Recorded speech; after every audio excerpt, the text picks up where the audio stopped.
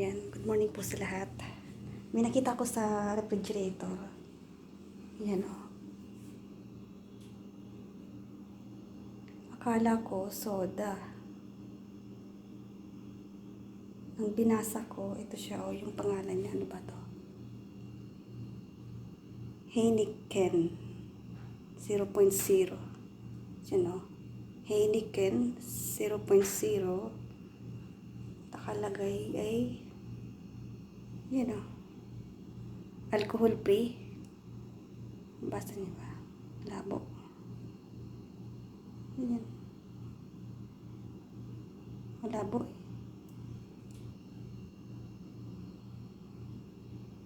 Yan. Parang nabuksan na. Hindi ko alam kung kanito. Baka sa alaga akong binata. Nabuksan na siya. So, inamoy ko para siyang, parang alak. Ano yung parang, yung beer. Amoy beer. Basahan ko nga. So, tingin ko ay parang inano lang siya ng alaga ko. Tinikpan lang, tapos hindi niya nagustuhan. Inilagay sa rep. Yan. Parang beer, oh. May sibo-sibo pa, oh. Yan. Parang beer nga. Yan o. Tikman natin.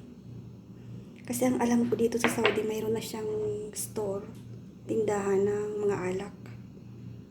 Pero hindi siya pwedeng inumin sa labas. Inumin mo siya sa loob ng bahay. Yun. May nakita akong post eh. So parang pwede nang bumili ng alak dito. Mayroon ng tindang alak. So tikman ko.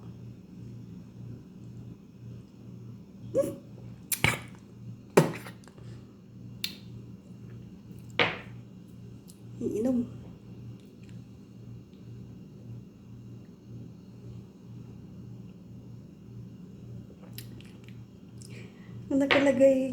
Nakalagay alcohol free. Yung lasa niya at amoy beer na beer.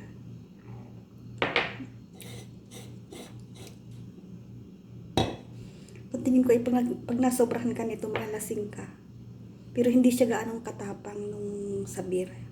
Yung lasa ng beer at amoy ng beer, hindi masyadong matapang to. Yung beer talaga ay sobrang tapang.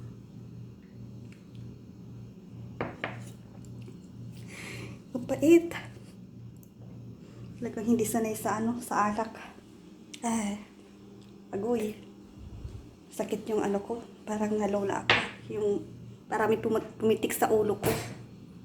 Dito. Parang nabuhay yung dugo ko Alak nga. May alak na talaga dito. Made siya saan? Made in the Netherlands. Netherlands. Kaya yung sulat niya, tingnan niyo. Heineken. Ayan. Try nyo, para siyang beer. Yung amoy ng beer, yung lasa ng beer. Pero hindi siya strong, mild lang. Kung nakapunta kayo ng tindahan, kung may bibili ng ganito, try nyo. Tingin ko ay nakakalasing. Sabi ng, may nakalagay na alcohol free, pero nung uminom ako ng isang shot, kaunti lang yun, parang dalawang lang, ganito. Dalawang guhit lang, mga 2 inches lang. Tapos, kaunti yung yung alam nyo yung tagayan ng gawa, ng kopi ng gawa Arabic, ganun lang. Parang pumitik sa ulo ko. Ewan ko ba? Try nyo. Yan, alak ko Saudi from Netherlands. Ito. Lasang beer. Try nyo.